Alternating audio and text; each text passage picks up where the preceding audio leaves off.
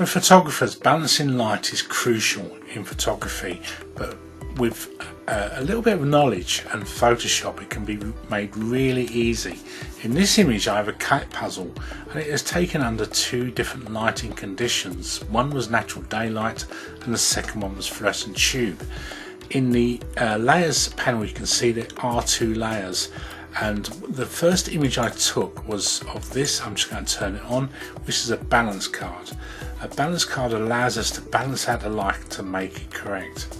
There's a large grey area here, and there's this area here showing from black to white. This is crucial for us.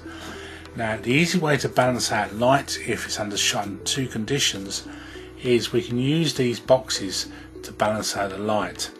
I'm going to make an adjustment of levels, and if I click on levels, I bring up the histogram. I'm not interested in the histogram itself, I'm interested in the three eyedroppers to the left of that. There's a black, grey and white eyedropper. If I take the black eyedropper, this sets a sample point for black.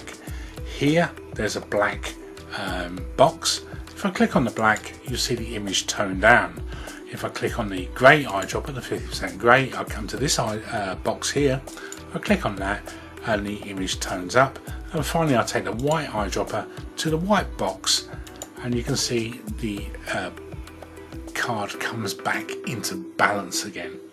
Now if I turn off the card itself, you can see the lighting condition that the card was shot in and the cat puzzle was shot in is all back in balance, and I've got a correct balance for the image itself. So this is how we can use balance cards with Photoshop.